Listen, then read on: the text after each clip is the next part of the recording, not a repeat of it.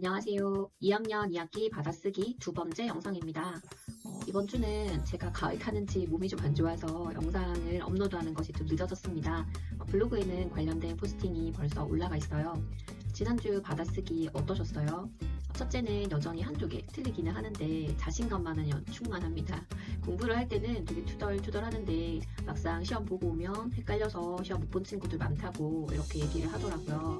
아무래도 2학기가 되다 보니까 읽기와 쓰기에 있어서도 아이들 간의 격차가 조금씩 벌어지는 부분이 있는 것 같습니다. 자, 오늘은 3단원 말의 재미를 찾아서 4단원 인물의 마음을 짐작해요. 두 단원 받아쓰기 한번 살펴보도록 할게요. 오순도순 정답게. 오순도순이 표준어일까요? 오손도손이 표준어일까요? 둘 다 표준어입니다. 사전에 아래를 보시면 오손도손보다 오순도순이 좀 더 큰 느낌을 준다라는 설명이 있는데요. 저한테는 정답다라고 하는 말이 오손도손과 좀 더 어울리게 느껴지거든요. 아이와 함께 이 어감의 차이를 느껴보기 위해서 오순도순과 오손도손을 넣어서 각각 문장을 한번 만들어 보았어요. 한번 해보시면 좋을 것 같아요.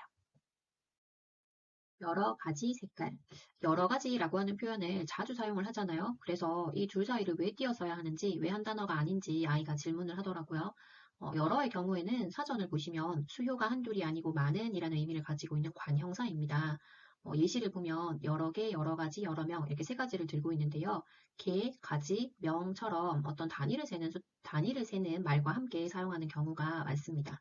그럼 가지는 어떨까요? 한 가지, 두 가지, 몇 가지, 여러 가지처럼 앞에 수를 나타내는 다양한 말이 올 수가 있고 이 수를 나타내는 말의 수식을 받아야지만 의미가 완성되는 의존 명사입니다.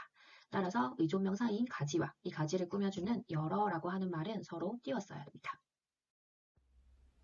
복슬복슬 부드러운. 부드러운은 어떤 말일까요? 부드럽다에 니은이 결합한 말인데요. 이때 받침의 비읍이 우로 변화했네요. 1단원의 흥에 겨워 기억나세요? 겹다에 어가 결합하면서 받침 비읍이 우로 변화하는 비읍 불규칙 활용이라고 말씀을 드렸는데 같은 경우로 볼 수 있습니다. 오, 드디어 왔구나. 자, 왔구나라고 하는 말은 오다라고 하는 말에 과거를 나타내는 의미가 있죠. 구나, 주로 감탄의 의미를 나타내는 어미. 이렇게 오, 구나가 결합되고 줄어들어서 왔구나가 되었습니다. 누구일지 알아맞혀봐. 자, 누구일지라고 하는 말은 누구의 이다라고 하는 말의 이와 리을지라고 하는 어미가 붙은 표현입니다. 이때 리을지는 뒷말과 연결해주는 어미로 의문의 의미를 담고 있습니다. 자, 알아맞혀는 왜 붙였을까요? 알다라고 하는 말과 마치다라고 하는 말이 결합해서 알아맞히다라고 하는 한 단어를 이루었기 때문에 둘 사이는 붙였어야 합니다. 깡충깡충 뛰어다닙니다. 뛰어다니다도 앞서 살펴본 알아맞히다와 마찬가지로 뛰다와 다니다가 결합해서 한 단어를 이루었기 때문에 줄 사이를 띄어 쓰지 않고 붙였습니다. 사뿐사뿐 걸어오다가 복슬복슬 부드러운 차곡차곡 쌓인 볕단 깡충깡충 뛰어다닙니다. 3단원에서는 흉내내는 말에 대해서 배웁니다. 이 흉내내는 말은 사람이나 사물의 소리와 모습을 나타내는 말인데요. 흉내내는 말을 활용하면 느낌을 더 생생하게 표현할 수 있음을 학습하고 이 흉내내는 말을 넣어서 짧은 글쓰기를 해봅니다. 자, 예시를 보면 사뿐, 복슬, 차곡, 깡충이라고 하는 말을 두 번씩 반복해서 사용을 했고요. 모두 다 모양을 흉내내는 말입니다. 자, 이걸 중학교나 고등학교에서는 모양을 흉내내는 말을 의태어라고 하고 소리를 흉내내는 말인 의성어와 합해서 음성상징어라고 지칭하기도 합니다. 또한 어감의 차이만 있을 뿐이지 모두 표준어로 인정되는 다양한 표현들을 함께 살펴볼 수 있는데요. 복슬복슬, 복실복실 둘 다 표준어고요.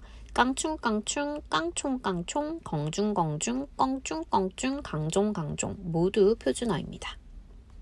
하단원 인물의 마음을 짐작해요. 자, 세 가지 표현을 우선 비교해서 한번 살펴보도록 할게요.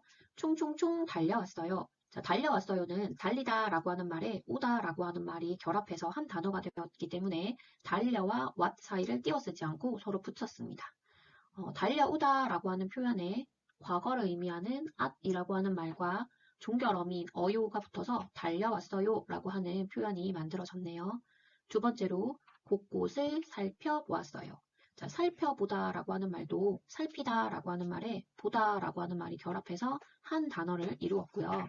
여기에 과거를 의미하는 at이라고 하는 말과 종결어미 어요가 붙어서 살펴보았어요라고 하는 한 단어가 되었어요. 자, 그럼 마지막 세 번째 예시를 한번 볼까요? 결승선 앞에서 넘어졌어. 자, 넘어지다라고 하는 표현에 엇이 붙어서 과거 의미를 갖게 되었고요. 종결어미로는 어가 사용이 되었어요. 세 가지 예시의 차이점 느껴지시나요? 위의 두 가지 경우에는 과거를 의미하는 것으로 at이라고 하는 표현을 사용했고 마지막은 엇이라고 하는 표현을 사용을 했어요. 모음 조화라고 해서 모음의 성격에 따라서 at이 오는 경우도 있고 엇이 오는 경우도 있는데요. 아이들한테 이런 것까지 설명해 주기는 조금 어려울 것 같고 이 at이 오는 경우도 있고 엇이 오는 경우도 있다라고 하는 것을 예시를 통해서 보여주시면 좋을 것 같습니다. 두 번째로 위에 두 가지 경우는 어요를 썼는데 마지막 넘어졌어는 어를 썼잖아요. 그러면 요가 붙을 때와 붙지 않았을 때 어떤 차이, 의미의 차이가 있을지를 아이에게 한번 생각해 보게 하면 좋습니다. 요를 붙이면 듣는 사람을 높여주는 그런 의미가 있죠. 그래서 이 요를 붙였을 때는 상대를 높여주는 의미를 더할 수 있고 그런데 이 요를 안 쓸 수도 있다, 생략도 할 수 있다 라고 하는 걸 세 번째 예시와 비교해 가면서 보여주시면 좋을 것 같습니다. 울부짖기 시작했어요.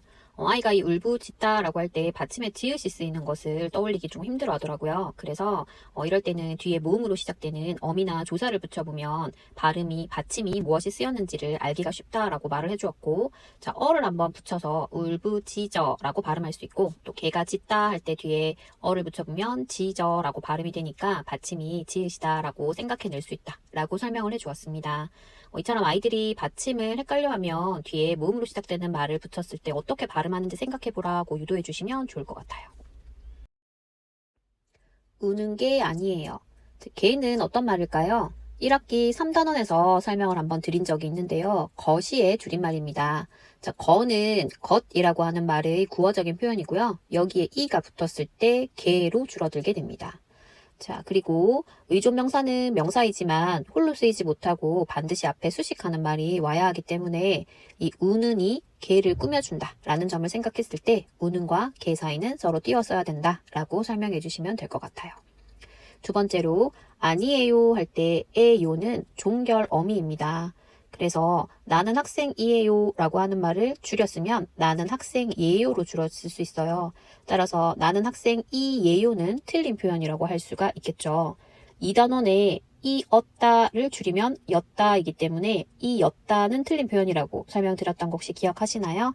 마찬가지로 이것도 어떤 말에서 왔는지를 생각하면 틀린 표현임을 알 수 있다고 설명해 주시면 좋을 것 같습니다. 어질러진 방을 깨끗하게. 자, 어질러진이라고 하는 말은 어지르다에 어지다라고 하는 표현과 니은이 붙어서 만들어진 말입니다. 그런데 특이한 점 눈에 띄지 않으시나요? 자, 어지르다 할 때 르가 자, 뒤에 모음으로 시작되는 어지를 만났을 때 리을로 변화해서 어질러진. 리을 중에 하나는 두 번째 음절 받침으로 가고 하나는 세 번째 음절의 첫소리로 갔죠. 마찬가지로 기르다, 길러, 부르다, 불러 이런 표현도 예로 들어볼 수가 있습니다. 자, 두 번째로 깨끗하게 라고 하는 말은 표준 발음을 어떻게 해야 할까요? 두 번째 음절의 받침 시옷을 대표음 디귿으로 바꿔주고 이 디귿과 세 번째 음절의 히읗이 합해져서 티읕으로 축약이 돼요. 그래서 표준 발음은 깨끗하게입니다. 그리워하는 것 같구나. 자, 그리워하는은 그립다라는 말에 모음 어가 붙고 하는이 붙어서 만들어진 말입니다. 이때 두 번째 음절 받침의 비읍이 모음인 어를 만나서 우로 바뀌게 됩니다. 앞서서 여러 번 말씀드렸던 비읍 불규칙 활용에 해당되는 단어로 볼 수 있고요. 이 그리워하는이 뒤에 오는 의존 명사 것의 의미를 수식하고 있기 때문에 그리워하는과 것 사이는 띄어 써줍니다. 제가 받아쓰기를 설명하면서 여러 가지 문법적인 설명을 자세하게 다루고 있는데요. 자, 이건 아이가 받아쓰기 공부를 하면서 왜 이렇게 발음해야 돼? 이해가 안 된다. 왜 이렇게 써야 돼? 라고 질문을 했을 때 설명에 도움이 되시라고 자세하게 설명을 드리는 거예요. 부모님을 위한 것입니다. 아이들에게 이런 문법적인 이해까지를 강하게 요구하면 안 되는 거 아시죠? 교육과정상에서도 초등학교에선 이러한 다양한 우리말의 쓰임들을 쭉 살펴보고 이것을 문법이라고 하는 학문으로 학습으로 접하게 되는 건 중학교, 고등학교고요. 교육과정이 그렇게 짜져 있는 데는 아이들의 발달 단계를 고려한 것이니까요. 너무 부담을 많이 갖지 마시고 설명하는 데 충분히 활용하시면 좋을 것 같아요. 자료는 블로그 포스팅을 참고해 주세요. 자, 오늘 영상도 끝까지 함께 해주셔서 감사합니다.